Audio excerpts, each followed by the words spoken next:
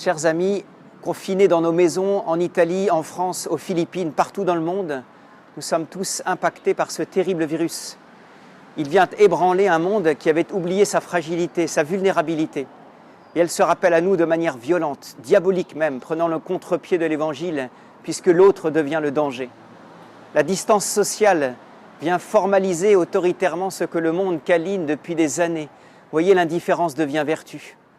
Pourtant, si l'on assiste à des réactions désolantes, d'égoïsme, d'individualisme et de nombrilisme, qu'elles soient le fait de nos concitoyens ou de nos propres instincts inavoués, ce temps de terrible désert révèle aussi la beauté de si nombreux cœurs, les moments d'encouragement planifiés pour les forces médicales, les marques de solidarité spontanée, l'ingéniosité de certains pour conserver un tissu social, la vague d'humour aussi qui vient appuyer notre résilience, mais aussi et surtout le retour à toutes ces choses si essentielles que le rythme de notre vie nous avait fait oublier, la noblesse du silence, l'éminence de nos relations humaines, la primauté de notre cœur. Je suis édifié de constater parmi les enfants de la Fondation que si l'inquiétude les gagne inévitablement, ce n'est assurément pas pour eux-mêmes, mais pour leur famille, pour leurs proches. Ils veulent s'assurer que s'ils sont en sécurité, en bonne santé et qu'ils ne manquent de rien de l'essentiel, ils veulent que ce soit pareil pour leur famille, qu'ils soient en sécurité, qu'ils ne manquent de rien. Aimer Dieu de tout son cœur et son prochain comme soi-même. Il nous rappelle l'essentiel. C'est un temps d'épreuve terrible où le sacrifice est nécessaire. C'est un temps de souffrance où l'incompréhension s'empare de nous. C'est un temps de tristesse où la désespérance guette.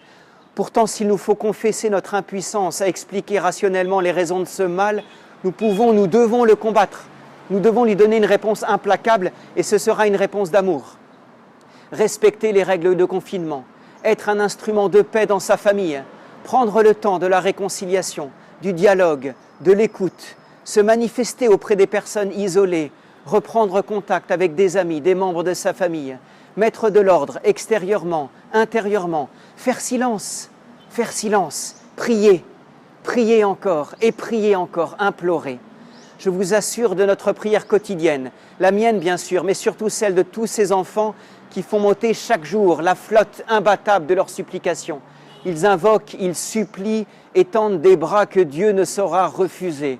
Et je viens aussi par ce message, je vous en supplie, mendier votre prière pour tous les enfants et les employés de la Fondation, tous les éducateurs et toutes ces familles qui sont restées dans la rue et dans les bidonvilles. S'il vous plaît, un grand merci à tous, bon courage.